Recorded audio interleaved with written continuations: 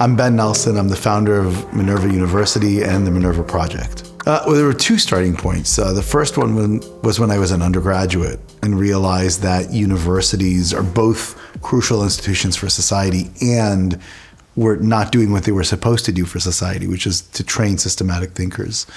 I tried to reform my university when I was an undergraduate, failed, and gave up. And then as I was in the working world over the ensuing more than decade, realized that the need for reforming universities is getting increasingly more urgent. And so in 2010, when I was thinking about what to do next with my life, it was at that juncture, I went back to this idea I had now 30 years ago on how to create or how to fix a traditional university, and I used that to create a new university as an example for other institutions to follow. We're the first university since the 19th century to have ever gotten a #1 global ranking, and we've now gotten it 2 years in a row. And the big question is why? And of course, rankings are a relatively flawed sector, but what it reflects is the fact that when you teach students, as we do, how to think systematically, how to learn, and give them different lenses through which they can analyze the world, different systems of thinking, they can apply that in ways that are profound. And that means that students graduating from Minerva have better job placements, graduate school placements, and even entrepreneurship rates than traditional, highly selective Ivy League caliber universities. My own education at Wharton was one that was significantly lacking. So to put that in perspective, you only needed to graduate from Wharton to take 19 courses in the Wharton School, 15 of them being basic introductory level courses and only 4 in your area of study, neither of which was particularly inspiring. I remember one lesson from all 4 courses in my major, and not one course, one lesson in one course. And of the 15 introductory level courses, there was actually one that was useful. Everything else, you could have just read the book. And so the experience that I had as an undergraduate very quickly led me to realize that something had to be done differently. And by the way, the curriculum that I took 30 years ago, which was not brand new at the time, is still the one that Wharton School uses to this day. And so it is and it's not an indictment of the Wharton School, it's an indictment of all university education, which is basically repeating the same type of approach that is ineffective and has been proven ineffective for decades. And it made me really understand that you need a different approach. And so much of what we do at Minerva is informed by that, and boils down learning to the essence of what is important within that context, but also to add things that don't exist. I'll give you a very simple example. At no point in my Wharton education, or in anybody's Wharton education, did you actually take a class on how you do business in different contexts, different cultures, different industries, all the things you actually need to know. Well, how to do business is one of the 4 core courses that exist in the Minerva core business curriculum. And so it was this understanding that creating education that is practical and usable is an imperative. And that really is why Minerva is so successful, because we teach things that our students can immediately use. Why does a university need to recreate a dining option when all of that is available? A town usually has good sports facilities, tennis courts. Why does a university need to replicate those? A town has common spaces, places to gather, public libraries. Why would the university not bolster the public library and utilize that for the students rather than build an entirely its own library? So these are questions that universities never ask themselves. But worse, they don't ask what the implications are. They don't ask what could they use with that money to further research, to further access to students, to further quality of instruction and teaching. And so there's this reflexive view of let's build a campus. And then what kind of campus do they build? They build campuses with lecture halls, with seats and tables that are nailed to the ground. And when you realize you don't need the lecture, it's ineffective pedagogically. We've known this for 40 years. We shouldn't be doing any lectures. What do you do with those rooms, right? Whereas where you may argue, well, we need spaces for students to gather, to work on projects, to collaborate, the rooms aren't built for that. And so all too often, universities have old world thinking, even for new projects, and they don't go back to purpose. Why is it that the institution exists? How can it best deploy capital? And broadly, when you think about it from that lens, the decision to build the campuses that universities decide to build would be very different. In the Minerva concept of our own university, all of our students live together in residence halls, and they socialize just like a student would on campus. In fact, in most campuses, students don't live together. They commute in.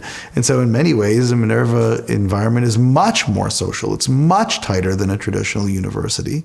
And rather than, having some kids go to the cafeteria while others don't and go at different times and all the rest, our students go and eat in real restaurants. They use the real library. They use local gyms, right? So they're not deprived of anything that exists. We've just saved hundreds of millions of dollars by not trying to replicate what some of the world's greatest cities already have to offer.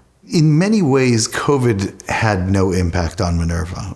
We, of course, did teach 100% of our classes virtually well before COVID. We did so on purpose. We had a purpose-built digital learning environment, which is superior to offline education. So our students never had a degraded quality. In fact, it was the opposite. They learned better than they would have in an offline environment. And I think some forward-thinking institutions looked at what we were doing and said, wait, we should really be reconsidering what we're doing in light of this. All good technologies are built for purpose. All bad technological implementations are ones that take technologies that were built for purpose one and apply them for a different purpose. Zoom is not an educational tool. It's never designed to be an educational tool. It will never be an educational tool. It is a communication tool. And as a communication tool, Zoom is phenomenal. As an environment to learn, it's worse than awful. But by the way, so is most of education technology. When you build a technology first and then say, oh, please use it to educate, it doesn't work. When you build an approach to curriculum, when you build an approach to pedagogy, and then you think, what technology do I need to build in order to support that? What kind of technology will enable a quality of pedagogy and curricular delivery that is better than what can be done in an offline or in-person setting? Now you've built a digital learning environment that not only elevates the learning experience, but frankly, makes the learner and the professor say that they'll never go to an offline experience again. The imminent introduction of AI, imminent in the long sense of the word, was really one of the main impetuses for me to start Minerva in the way that I did. I assumed AI would be here. In fact, I thought it would be here much sooner than it was. And I created a university to teach students how to think systematically in a post-AI world. And so the entire Minerva curriculum assumed that AI would be here. And now, as it is finally here, that is a very good thing for Minerva students, because before I was here, they had to do a lot of extra work. Now, at the same time, the introduction of tools like ChatGPT are extremely powerful authoring tools. And so we encourage our students to use ChatGPT to have it leverage what it is that they are able to do. And it then enables us to actually increase the workload and respond to students, because they're more efficient at producing work, so they can now produce and learn even more. And that's really powerful. And ultimately, AI is going to have the capacity to automate and provide some more feedback to students on a more immediate basis on base level elements of what they're learning and doing, and that will be incorporated over time. AI is going to enable students to acquire and process an enormous amount of knowledge. And in fact, because a Minerva education is highly personalized, even when you learn your common frameworks, you apply it to areas of interest that you have, right, in projects that you want to pursue. And AI can help students digest enormous bodies of information in intelligible ways that they can then apply, even though they may not have been studying that formally in a given class. One of the real problems is, even though every institution can improve, no institution is perfect, and no institution claims to be perfect, at least no honest institution claims to be perfect. At best, an institution can think about climbing a local maximum, right? They'll say, oh, well, we're not that great, or we're very good, we're better than our peers, but maybe we're not as best as the world's best, and now here's how we incrementally go up the ladder here. But boy, in areas that we're not good, well, we're really kind of terrible at teaching. We have professors that care about research, and most of them don't care about teaching. What can we do incrementally? It's rare to have a conversation about the structures that we're operating under the assumptions that we have just assuming to be true are ones that constrain our thinking. Whereas if we actually approach all the constraints that we have, but with a fresh perspective, with different purpose, with different approaches, we can achieve a different local maxima, which is dramatically higher than the one we're iterating against. That is the kind of conversation that universities need to be engaged in, and it is not a conversation that is possible when you have universities talking to one another. You have to have a partner that understands what it means to radically reform.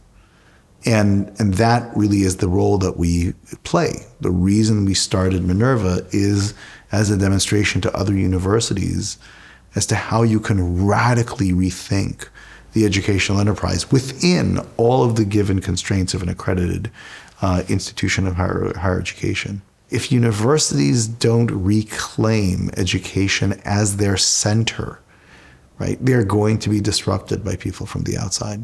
In our very first founding class, we had a student, Guilherme, from Brazil, and who is now a very successful startup founder.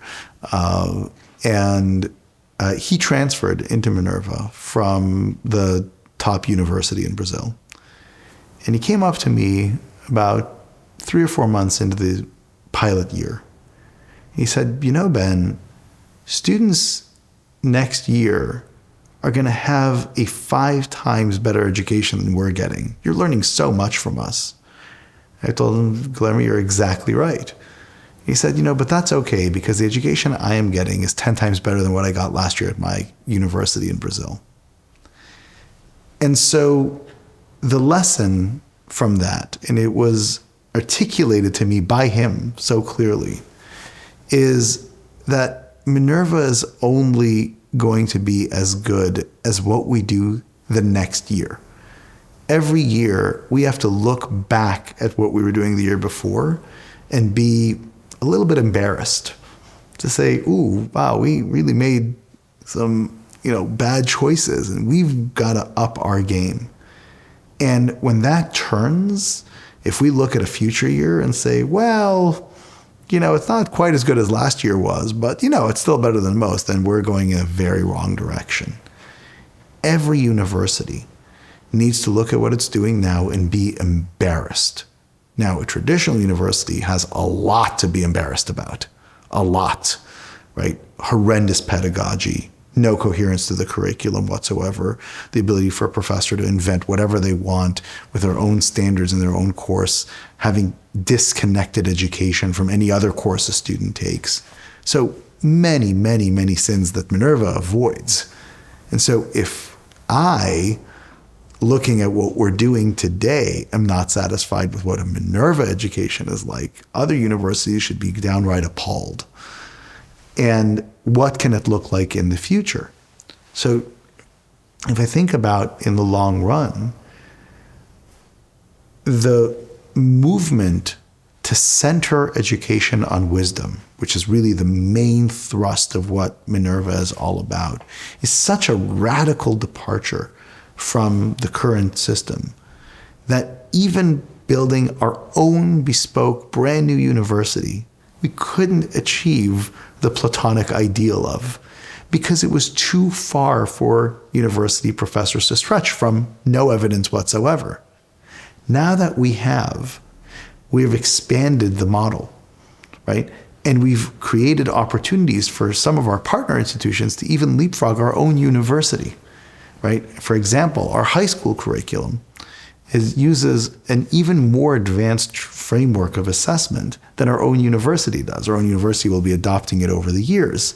But it's that ability to constantly push the envelope, to constantly learn, iterate, and incorporate what it is that works, that we can demonstrate, that enables us to start new programs from scratch that are at the cutting edge, because you have the stepping stones in all the other programs you've built to date.